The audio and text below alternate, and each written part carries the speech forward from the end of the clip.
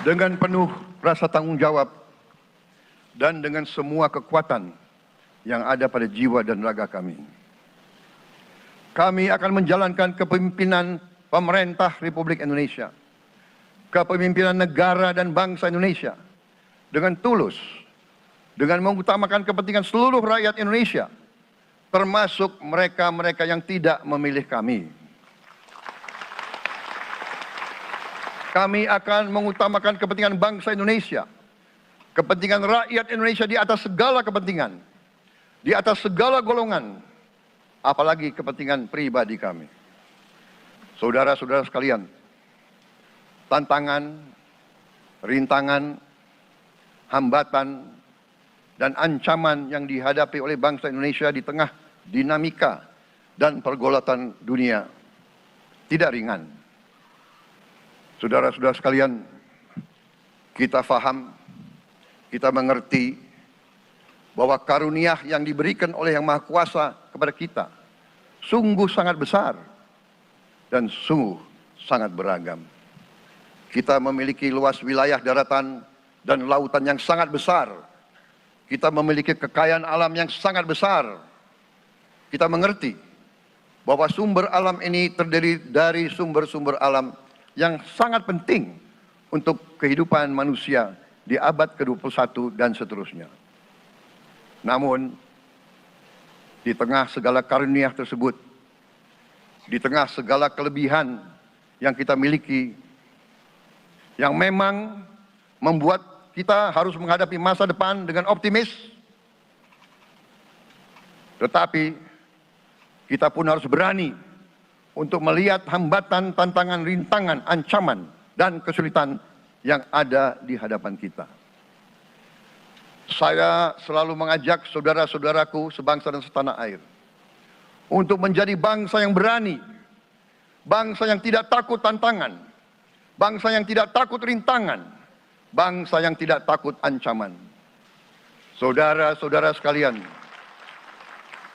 sesungguhnya sejarah kita adalah sejarah dengan penuh kepahlawanan, penuh pengorbanan, penuh keberanian.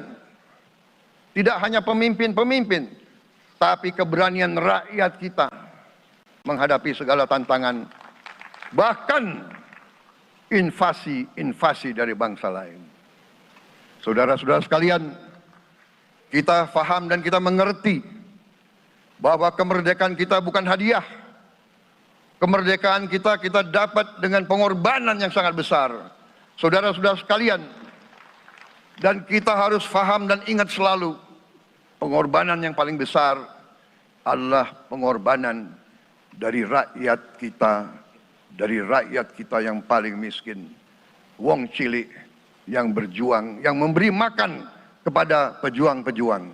Janganlah kita lupa, waktu kita perang kemerdekaan, kita tidak punya anggaran, kita tidak punya APBN, pasukan kita tidak digaji. Siapa yang memberi makan kepada kita? Yang beri makan adalah para petani di desa-desa. Yang beri makan adalah para nelayan. Yang beri makan adalah para pekerja. Terus-menerus mereka yang mendirikan Republik Indonesia. Sekarang saya mengajak saudara-saudara, terutama unsur pimpinan dari semua kalangan, dari kalangan cendekiawan, dari kalangan ulama, dari kalangan pengusaha, dari kalangan pemimpin politik, dari kalangan pemuda dan mahasiswa. Mari kita berani menghadapi tantangan-tantangan tersebut. Tantangan yang besar yang kita hadapi ada yang berasal dari luar kita. Tapi harus kita akui, harus kita berani mengakui, banyak tantangan, banyak kesulitan, banyak rintangan yang berasal dari diri kita sendiri. Ada tantangan-tantangan, kesulitan-kesulitan yang terjadi karena kita kurang waspada. Karena kadang-kadang kita tidak handal dan tidak piawai dalam mengurus kekayaan kita sendiri. Saudara-saudara sekalian, marilah kita berani mawas diri. Marilah kita berani menatap wajah kita sendiri. Dan mari kita berani memperbaiki diri kita sendiri. Marilah kita berani mengoreksi diri kita sendiri. Kita harus menghadapi kenyataan bahwa masih terlalu banyak kebocoran, penyelewengan, korupsi di negara kita. Ini adalah yang membahayakan masa depan kita dan masa depan anak-anak kita dan cucu-cucu kita. Kita harus berani mengakui terlalu banyak kebocoran-kebocoran anggaran kita, penyimpangan-penyimpangan, kolusi di antara para pejabat politik, pejabat pemerintah di semua tingkatan, dengan pengusaha-pengusaha yang nakal, pengusaha-pengusaha yang tidak patriotik. Janganlah kita takut untuk melihat realita ini. Kita masih melihat sebagian saudara-saudara kita yang belum menikmati hasil kemerdekaan. Terlalu banyak saudara-saudara kita yang berada di bawah garis kemiskinan. Terlalu banyak anak-anak kita yang berangkat sekolah tidak makan pagi. Terlalu banyak anak-anak kita yang tidak punya pakaian untuk berangkat sekolah.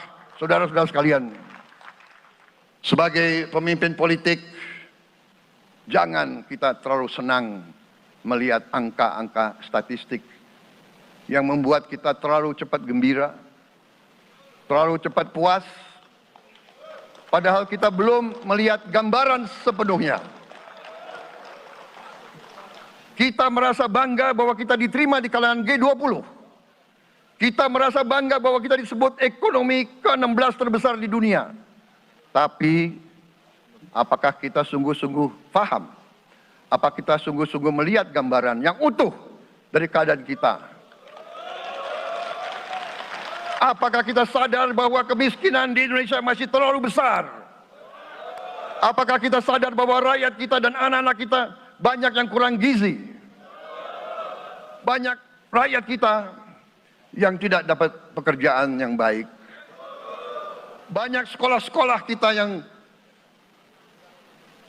tidak terurus. Kita harus berani melihat ini semua. Dan kita harus berani menyelesaikan masalah ini semua. Saya mengajak kita semua, marilah kita berani melihat kenyataan. Kita boleh bangga dengan prestasi kita. Tapi marilah kita jangan tertegun. Jangan terlalu cepat puas. Jangan terlalu cepat gembira dengan menutup mata dan hati kita terhadap tantangan-tantangan dan penderitaan saudara-saudara kita. Kita tidak boleh memiliki sikap seperti burung unta yang kalau melihat sesuatu yang tidak enak, ia memasukkan kepalanya dalam tanah. Mari kita menatap ancaman dan bahaya dengan gagah. Marilah kita menghadapi kesulitan dengan berani. Saudara-saudara sekalian, marilah kita berhimpun, marilah kita bersatu untuk mencari solusi-solusi, mencari jalan keluar dari ancaman dan bahaya tersebut. Saudara-saudara sekalian, saya telah mencanangkan bahwa Indonesia harus segera swasembada pangan dalam waktu yang sesingkat-singkatnya. Kita tidak boleh tergantung sumber makanan dari luar. Dalam krisis, dalam keadaan genting, tidak ada yang akan mengizinkan barang-barang mereka untuk kita beli. Karena itu, tidak ada jalan lain. Dalam waktu yang sesingkat-singkatnya, kita harus mencapai ketahanan pangan.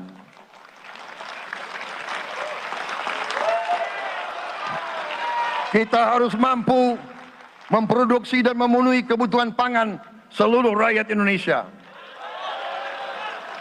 Saya sudah mempelajari bersama pakar-pakar yang membantu saya. Saya yakin paling lambat 4 sampai 5 tahun kita akan swasembada pangan. Bahkan kita siap menjadi lumbung pangan dunia.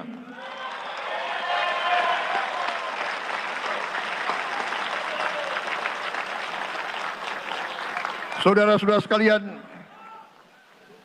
kita juga harus swasembada energi.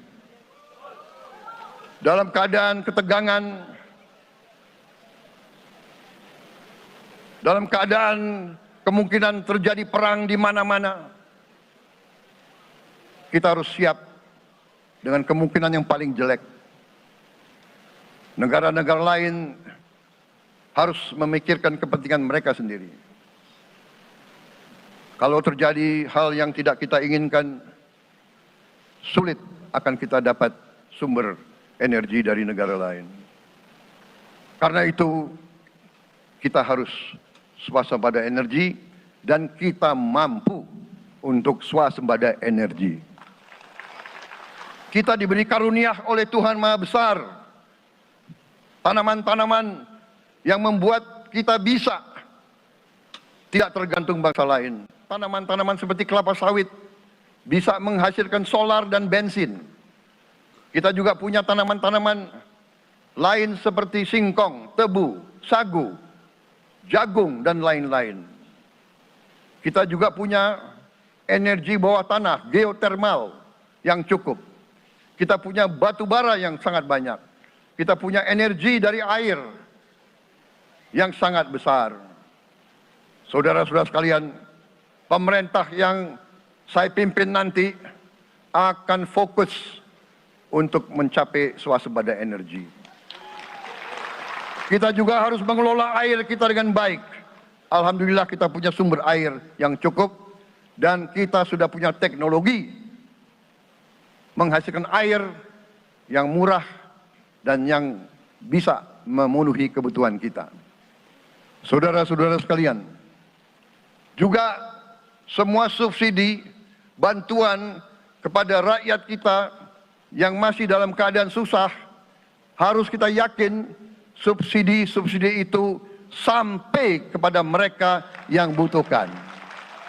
Kita harus berani meneliti dan kalau perlu kita robah subsidi itu harus kepada langsung keluarga-keluarga yang membutuhkan itu. Dengan teknologi digital kita akan mampu sampai subsidi itu sampai ke setiap keluarga yang membutuhkan. Selain itu, menjamin melindungi mereka yang paling lemah untuk mencapai kesejahteraan sejati, kemakmuran yang sebenarnya. Kita harus melakukan hilirisasi kepada semua komoditas yang kita miliki. Nilai tambah dari semua komoditas itu harus menambah kekuatan ekonomi kita sehingga rakyat kita bisa mencapai tingkat hidup yang sejahtera. Seluruh komoditas kita harus bisa dinikmati oleh seluruh rakyat Indonesia. Saya sudah katakan kita harus berani menghadapi dan memberantas korupsi dengan perbaikan sistem, dengan penegakan hukum yang tegas, dengan digitalisasi. Insya Allah kita akan kurangi korupsi secara signifikan. Tapi ini harus kita lakukan. Seluruh unsur pimpinan harus memberi contoh. Ingarso sing tulodo. Saudara-saudara sekalian, ada pepatah yang mengatakan, kalau ikan menjadi busuk, busuknya mulai dari kepala.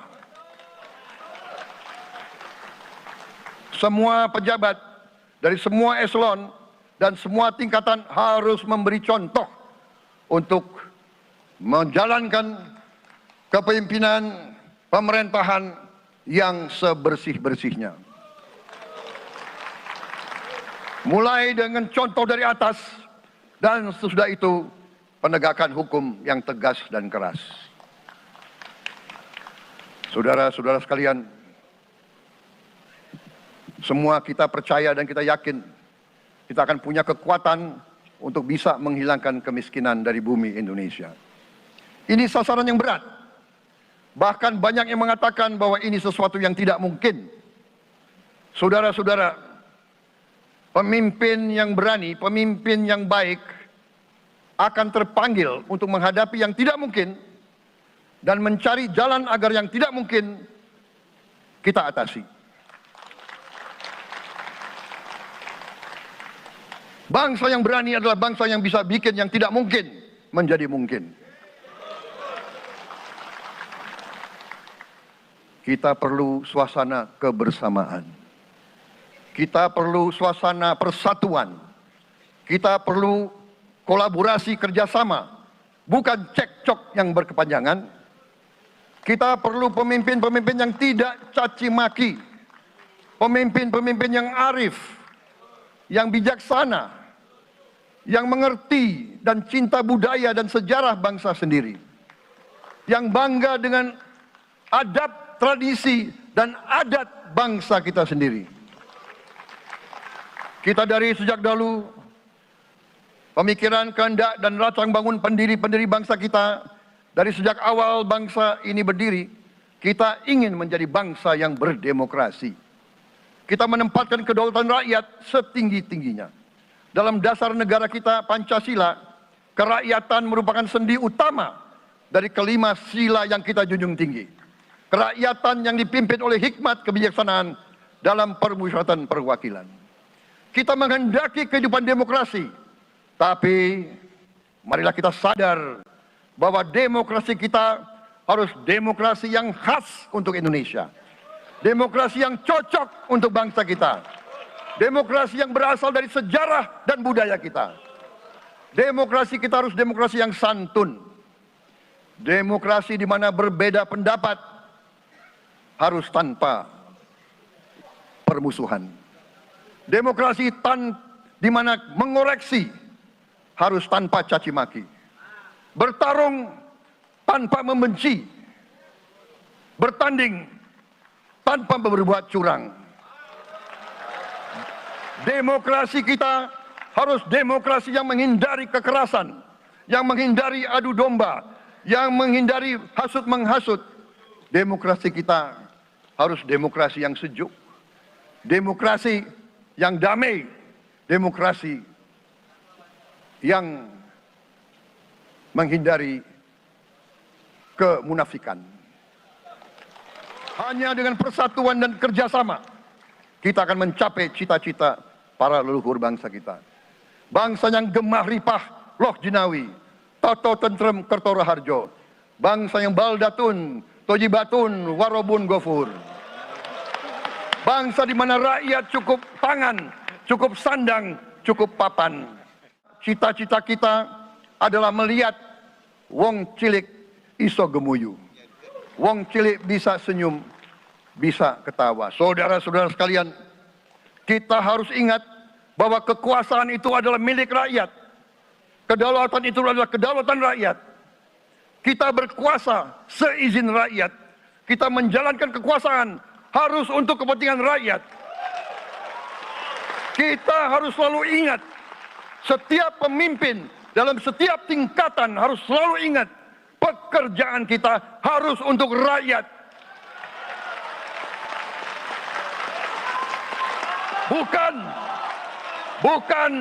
Bukan kita bekerja untuk diri kita sendiri. Bukan kita bekerja untuk kerabat kita. Bukan kita bekerja untuk pemimpin-pemimpin kita. Pemimpin yang harus bekerja untuk rakyat.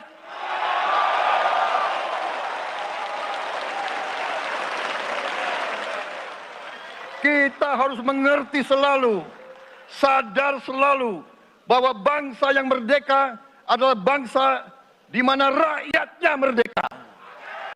Rakyat harus bebas dari ketakutan, bebas dari kemiskinan, bebas dari kelaparan, bebas dari kebodohan, bebas dari penindasan, bebas dari penderitaan. Masih ada saudara-saudara kita usianya di atas 70 tahun masih menarik becak. Ini bukan ciri-ciri bangsa yang merdeka. Hanya kalau kita bisa wujudkan itu, kalau kita bisa wujudkan keadaan di mana rakyat kita sungguh-sungguh merasa dan menikmati kemerdekaan, baru boleh kita sungguh-sungguh puas dan bangga dengan prestasi Indonesia merdeka. Marilah kita kerja keras. Marilah kita berjuang tanpa menyerah. Mari kita menghimpun dan menjaga semua kekayaan kita. Jangan mau kekayaan kita diambil murah oleh pihak-pihak lain. Semua kekayaan kita harus sebesar-besarnya untuk kepentingan dan kemakmuran rakyat kita. Saudara-saudara, dalam sejarah politik, hal ini mudah diucapkan, tidak mudah untuk kita capai. Tapi kita bisa capai kalau kita bersatu dan bekerja sama. Marilah kita bangun masa depan bersama. Marilah kita menganggap rekan-rekan kita, walaupun berbeda suku, berbeda agama, berbeda partai, berbeda golongan, kita adalah sama-sama anak Indonesia. Bertanding, semangat. Sesudah bertanding, mari kita berhimpun kembali. Presiden Joko Widodo mengalahkan saya. Tapi begitu beliau menang ya, beliau mengajak saya bersatu.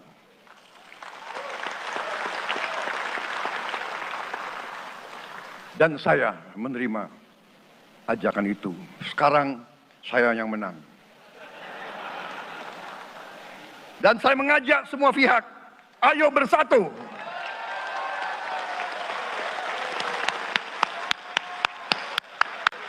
Dengan demikian kita ingin menjadi sahabat semua negara. Tapi kita punya prinsip. Prinsip kita adalah prinsip anti penjajahan. Karena kita pernah mengalami penjajahan. Kita anti penindasan. Karena kita pernah ditindas. Kita anti rasialisme. Kita anti apartheid. Karena kita pernah mengalami apartheid. Waktu kita dijajah, bahkan kita digolongkan lebih rendah dari anjing. Banyak prasasti dan marmer, banyak papan-papan di mana disebut Honden and Inlander Verboden. Saya masih lihat prasasti di kolam renang Manggarai tahun 78. Honden and Inlander Verboden. Saudara-saudara, karena itu kita punya prinsip, kita harus solider, kita harus membela rakyat-rakyat yang tertindas di dunia ini. Karena itu kita mendukung kemerdekaan rakyat Palestina.